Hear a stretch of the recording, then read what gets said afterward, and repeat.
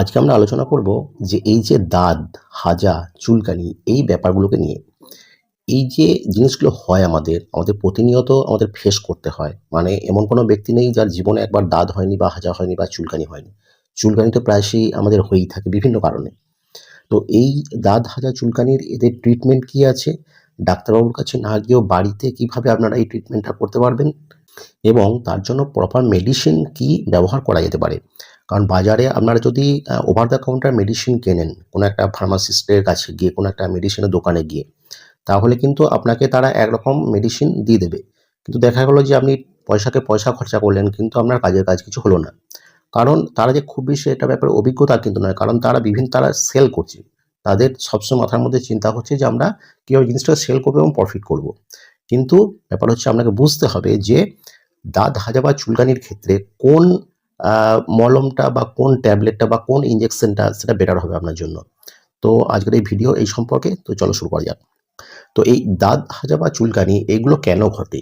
দেখো আমরা কি হয় দেখা যাচ্ছে আমরা কোনো কাজে বাইরে গেলাম বলো বা কোনো কাজ সেরে আমরা বাড়ি ফিরলাম। সবসময় তো আমরা স্নান করার মতো অবস্থায় থাকি না। কিন্তু কিছু ক্ষেত্রে আমরা কি করি? আমরা হয়তো আ গাটা একটু মুছে নিলাম বা আমাদের মুখটা মুছে নিলাম। কিন্তু আমাদের শরীরে বেশ কিছু প্রাইভেট অংশ থাকে যে জায়গাগুলো কিন্তু আমরা পরিষ্কার পরিচ্ছন্ন করি না। এই যে অপরিষ্কার জায়গাগুলো রয়ে গেল, এই যে ক্লিনটা হলো না, সেই জায়গাগুলোতে কিন্তু ফাঙ্গাস ইনফেকশন হয়। এবং সেই ফাঙ্গাস থেকেই ইনফেকশন থেকেই কিন্তু এই দাঁত হাজা বা চুলকানি এগুলো হয়। যেমন দাঁত জিনিসটা কি? দাঁত জিনিসটা হচ্ছে একটা গোলাকার একটা আমাদের রিংয়ের মতো একটা আমাদের স্কিন ইনফেকশন বা এটাকে রিংওয়ার্ম বলে ইংরাজিতে। তো এটা প্রচণ্ড চুলকায়। কিন্তু এটা হচ্ছে একটা ভাইরাল ইনফেকশন। এবার যেমন আমাদের যেটা হাজা যেটা বলে, হাজা হয় কোথায়? আমাদের পায়ের আঙুলে। বা এটাকে ইংরাজিতে অ্যাথলেটিক ফিটও বলে। দুটো আঙুল যখন খুব জোড়া থাকে, যখন আঙুলের মধ্যে যখন হাওয়া বাতাস যখন চলাচল কম করে, বিশেষ করে আমরা যখন যারা সক্স ইউজ করি, মানে আমাদের আঙুল ঘেমে যায়, তখন ওই জায়গাটা কিন্তু ওই ভিজে ভাবটার জন্য আমাদের ওখানে ফাঙ্গাল ইনফেকশন হয়ে যায়। এবং যার জন্য ওখানে এই যে হাজা যেটা বলে সেই জিনিসটা ঘটে। এবং চুলকানি মানে ধরুন আমাদের এই যে আর্মপিট বা বগলের মধ্যে মানে ভিজে ব্যাপারটা থাকলে তখন সেখান থেকে ফাঙ্গাল ইনফেকশন হয়ে সেখান থেকে চুলকানি হয়। এছাড়া যেরকম কি আমাদের যেগুলো জক যেগুলো হয়, যেমন দুটো পায়ের খাঁজে, ঠিক আছে? যেমন আমাদের যেটা নিতম্ব রয়েছে, নিতম্বের দুটো নিতম্বের খাঁজে যে অংশটা থাকে, আমরা যেখানে আন্ডারওয়্যার যেখানে পরা হয়, সেখানে হয়, ইচ হয়, সেখানে চুলকানি হয়। তারপর নেল ফাঙ্গাস যেটা বলে আমাদের নখ অনেকের পচে যায়, ঠিক আছে? সেগুলো হচ্ছে একটা ফাঙ্গাল ইনফেকশন। অনেক ক্ষেত্রে আবার কি হয়, যেমন স্ক্যাল্প রিংওয়ার্ম বা যেটাকে বলা হয় যে মাথাতে যে দাগ হয়, সেটাও হচ্ছে এক ধরনের ফাঙ্গাল ইনফেকশন। তো এই দাঁত হাজা বা চুলকানি এগুলো হচ্ছে এক ধরনের ফাঙ্গাস সংক্রমণ থেকে ঘটছে। প্রথমত আমাদের দেখতে হবে যে এর প্রতিকার আমরা কিভাবে করব। দেখো যখনই আমাদের ফাঙ্গাস ইনফেকশন হচ্ছে, যখনই আমাদের কোনো রোগ হয়, তখন আমাদের প্রথমে দেখতে হবে যে সেই যে ডিজিজটা হচ্ছে সেটা কি কারণে ঘটছে। সেটা কি কোনো ভাইরাসের কারণে ঘটছে, নাকি কোনো ফাঙ্গাসের কারণে ঘটছে, নাকি কোনো ব্যাকটেরিয়ার কারণে ঘটছে। তো এই যে আমাদের দাঁত হাজা চুলকানি এটা যেহেতু ফাঙ্গাস ঘটিত একটা রোগ বা ফাঙ্গাস সংক্রামিত একটা রোগ, কাজেই এই ফাঙ্গাসটাকে এমন কিছু মেডিকেশন প্রয়োগ করতে হবে যাতে ফাঙ্গাস তার গ্রোথটা আমাদের রোধ করতে হবে।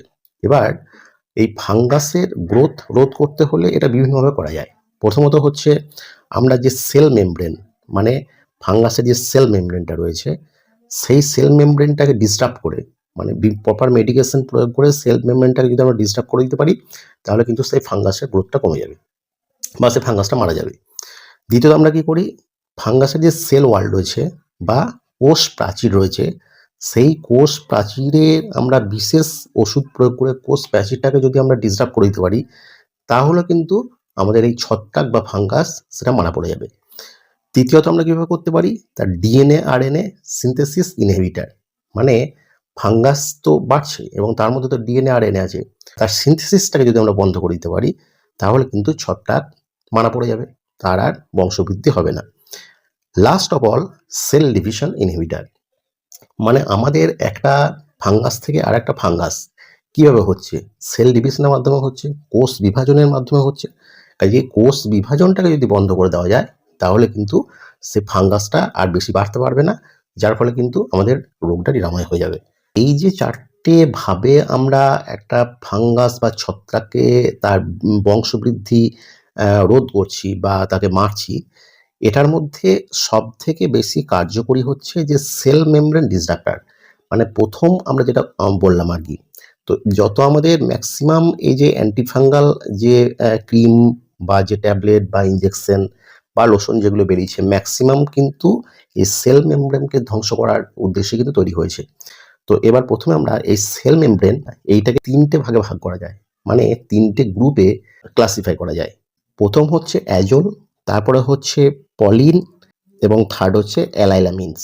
১ম যেটা আসছে এই যে অ্যাজল, এই যে গ্রুপ বা অ্যাজল ডেরিভেটিভের মধ্যে কি আসছে? যেমন ফ্লুকোনাজোল আছে, ইট্রাকোনাজোল আছে, ভোরিকোনাজোল আছে, ক্লোট্রিমাজোল আছে, কিটোকোনাজোল আছে, লুলিকোনাজোল আছে এবং মাইকোনাজোল আছে। তো ম্যাক্সিমাম এই যেটা অ্যাজল গ্রুপের এই যে নাম করলাম ড্রাগসগুলোর, এইগুলোই কিন্তু ম্যাক্সিমাম বাজারে পাওয়া যায়। তো ১ম এ আমরা এই ফ্লুকোনাজোল এটাকে নিয়ে একটু আলোচনা করি। ফ্লুকোনাজোল যেটা সেটা ট্যাবলেট আকারে পাওয়া যায় এবং আমরা ১৫০ মিলিগ্রামের ট্যাবলেট আছে এবং এটা দিনে ২ বার প্রয়োগ করা হয়। ঠিক আছে? ইট্রাকোনাজল এটাও ট্যাবলেট আকারে আসে। ভোরিকোনাজল এটা ইনজেকশন এবং ট্যাবলেট। এই যে ফ্লুকোনাজল, ইট্রাকোনাজল, ভোরিকোনাজল এই যে পরপর আমি আলোচনা করছি এর ক্ষমতা কিন্তু ক্রমবর্ধমান হারে। অর্থাৎ ইট্রাকোনাজল হচ্ছে ফ্লুকোনাজলের থেকে বেশি শক্তি। ভোরিকোনাজল, ইট্রাকোনাজল ফ্লুকোনাজলের থেকেও কিন্তু বেশি কার্যকরী। এরপরে হচ্ছে ক্লোট্রিমাজল। ক্লোট্রিমাজল এটা কি হয়? এটা পাউডার আকারে পাওয়া যায় বা ক্রিম আকারে পাওয়া যায়। ক্লোট্রিমাজল যেরকম হচ্ছে এই ক্যান্ডিড ক্রিমটা বাজারে পাওয়া যায়, এটা কিন্তু ভীষণ কার্যকরী এই অ্যান্টি ফাঙ্গাল ডিজিজের ক্ষেত্রে বা আমাদের স্কিন যে ইনফেকশনগুলো হয় সেক্ষেত্রে। মানে এটা একটা ফার্স্ট চয়েস বলা যেতে পারে। এরপর হচ্ছে কিটোকোনাজল, এটা ক্রিম হিসাবে আসে, এর সাবানও আসে বাজারে এবং শ্যাম্পু কিন্তু পাওয়া যায়। বিশেষ করে চুলে যদি ড্যান্ড্রফ হয় তখন এই কিটোকোনাজল এর শ্যাম্পু যদি ব্যবহার করা হয় তাহলে কিন্তু ড্যান্ড্রফ দূর হয়ে যায়। যদিও কিটোকোনাজল কিন্তু একটু প্রিমিয়াম ফর্মে পাওয়া যায়, কারণ এটার দামটা কিন্তু অনেকটা বেশি। এরপরে হচ্ছে লুলিকোনাজল। লুলিকোনাজল হচ্ছে সবথেকে বেশি প্রিমিয়াম। মানে লুলিকোনাজল দেখা যাচ্ছে এই যে এতগুলো আলোচনা করলাম, এইগুলোতে কোনোটাতেই যদি কাজ না হয় তাহলে কিন্তু লুলিকোনাজল এই ক্রিমটা ব্যবহার করলে তোমাদের কিন্তু একদম এই যে ইনফেকশনগুলোর কথা বলছি এগুলো যাবেই যাবে। এবং লাস্ট অফ অল হচ্ছে মাইকোনাজল। মাইকোনাজল যে ক্রিমটা সেটা কিন্তু এখন আউটডেটেড হয়ে গেছে। একটা সময় ব্যবহার হতো। কিন্তু আস্তে, আস্তে যত আমাদের চিকিৎসা শাস্ত্র উন্নত হয়েছে, ভোরিকোনাজল, ইট্রাকোনাজল, কিটোকোনাজল এইগুলো আবিষ্কার হয়ে যাওয়ার পরে মাইকোনাজল আউটডেটেড হয়ে গেছে। এবার মাইকোনাজল কি একবারই ব্যবহার হয় না? তা কিন্তু না। মাইকোনাজল এটা স্টেরয়েড বা অ্যান্টিবায়োটিকের সঙ্গে মিক্স করে ব্যবহার করা হয়। যেরকম হচ্ছে ফোরড্রাম। ফোরড্রাম কিন্তু যথেষ্ট বাজারে ব্যবহৃত হয় এই অয়েনমেন্টটা। এরপরে আমরা পলিন্স এখানে এটাকে নিয়ে আলোচনা করব। পলিন্সের দুটো ভাগ, একটা হচ্ছে অ্যাম্ফোটেরসিন এবং হচ্ছে নিস্টিনিন। এবারে অ্যাম্ফোটেরিসিন বি এটা ইনজেকশন ফর্মে চলে আসে। যখন খুব বেশি দেখা যাচ্ছে একজন পেশেন্ট খুব বাড়াবাড়ি অবস্থা হয়ে গেছে, যখন এই সমস্ত ট্যাবলেট বা মেডিসিন যখন কাজ হচ্ছে না তখন তাকে এই ইনজেকশনটা প্রয়োগ করা হয়। এরপরে হচ্ছে নিস্টাটিন, ঠিক আছে? এটা হচ্ছে সিরাপ আকারে পাওয়া যায়। যদি আমাদের পাকস্থলী বা আমাদের পরিপাকতন্ত্রের ভিতরে অন্ত্রের মধ্যে যদি এরকম ফাঙ্গাল ইনফেকশন হয় তখন এই সিরাপটা প্রয়োগ করা হয়। এরপর অ্যালাইলামিনস যেটা এই ডেরিভেটিভসের মধ্যে পড়ছে টারবিনাফাইন। টারবিনাফাইন আমরা ট্যাবলেট আকারে পেয়ে থাকি এবং ক্রিম আকারে পেয়ে থাকি। এটা সাধারণত ২৫০ মিলিগ্রামে হিসাবে দিনে ২ বার এবং ২ থেকে ৬ সপ্তাহ পর্যন্ত এই ক্রিমটা লাগানো হয়। এখানে একটা কথা বলে রাখি, যেকোনো অ্যান্টিফাঙ্গাল ড্রাগস এটা কিন্তু ২-১ দিনের নিরাময় জিনিস নয়। হয়তো দেখা যাচ্ছে যে ক্রিমটা ব্যবহার করে বা সেই ট্যাবলেটটা খেয়ে ২-১ দিনের মধ্যে সেটা প্রতিকার হয়ে গেল মনে হয়, কিন্তু আপনাকে কিন্তু কন্টিনিউ করতে হবে। মোটামুটি ৬ সপ্তাহ, ১ মাস ১.৫ মাস মোটামুটি কন্টিনিউ করতে হবে, তবে পুরোপুরি কিন্তু এটা থেকে ক্লিয়ার হওয়া যাবে। তা নাহলে কিন্তু এই যে একটা রেসিডুয়াল যে ফাঙ্গাসটা রয়ে গেল সেখান থেকে আবার ফাঙ্গাস কিন্তু তার বৃদ্ধিও হতে পারে। এই যে অ্যাজোল, পলিন্স এবং অ্যালাইলামিনস এই যে ৩ টি গ্রুপ বললাম, এই ৩ টি গ্রুপের যে ওষুধগুলো এটা হচ্ছে শুধুমাত্র সেল মেমব্রেনকে ধ্বংস করার জন্য ব্যবহার করা হয়। তাহলে বাকি যেগুলো বললাম যে সেল ওয়াল আছে, ডিএনএ আরএনএ সিনথেসিসকে বাধা দিচ্ছে, সেল ডিভিশনকে বাধা দিচ্ছে, তার জন্য কি ওষুধ নেই? তার জন্য ওষুধ আছে। এবার সেই প্রসঙ্গে আসবো। এরপরে আসি যে সেল ওয়াল বা কোষ প্রাচীরকে ধ্বংস করে, মানে ছত্রাকের কোষ প্রাচীরকে কোন কোন মেডিসিনগুলো ধ্বংস করছে। মানে আমাদের যেকোনোভাবেই তো আমাদের ছত্রাকটা ধ্বংস করতে হবে, ছত্রাকটাকে মারতে হবে। তো সেল ওয়াল ধ্বংসের জন্য ওষুধ আছে, যেরকম ক্যাসপাফাঙ্গিন একটা ওষুধ আছে। এটা কিন্তু ইনজেকশন ফর্মে আসে, ঠিক আছে? এবং এটা আইভি মানে অর্থাৎ ইন্ট্রাভেনাস অর্থাৎ ভেন বা শিরাতে এটাই ওষুধটাকে প্রয়োগ করতে হবে।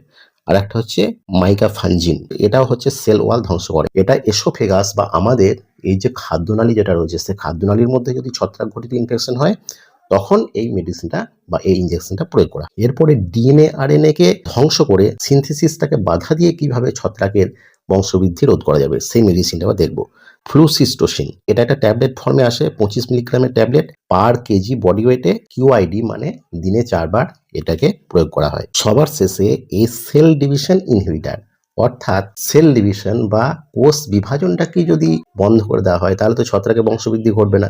এইভাবেও কিন্তু আমরা ছত্রাকের সংক্রমণ আমরা রোধ করি। সেল ডিভিশন ইনহিবিটর হিসেবে শুধুমাত্র পাওয়া যায় গ্রিসোফালভিন, এটা ট্যাবলেট ফর্মে পাওয়া যায়। আর একটা হচ্ছে সেলেনিয়াম সালফাইড, লোশন আকারে পাওয়া যায়। তো দাঁত হাজা বা চুলকানি যদি কারো হয়ে থাকে, আজকে যে ব্যাপারটা আলোচনা করলাম এটা যদি তোমাদের ছোটখাটো একটা নলেজ হয়ে থাকে তাহলে কিন্তু তোমরা নিজেরাই বেছে নিতে পারবে, দোকানে গিয়ে বলতে পারবে যে আমার জন্য কোনটা প্রয়োজন, সেই কম্পোজিশনটা বললেই কিন্তু সেই কম্পোজিশনের ক্রিম দোকানদার তোমাকে দিয়ে দেবে। তা আজকে শুধুমাত্র মেডিসিন প্রয়োগ করে কিভাবে দাঁত হাজা চুলকানি এগুলোকে নিরাময় করা যাবে, প্রতিকার করা যাবে সেই ব্যাপারে আলোচনা করলাম। এর পরের দিনকে ঘরোয়া উপায়ে কিভাবে দাঁত হাজা চুলকানি প্রতিকার করা যাবে সেই নিয়ে আলোচনা করব।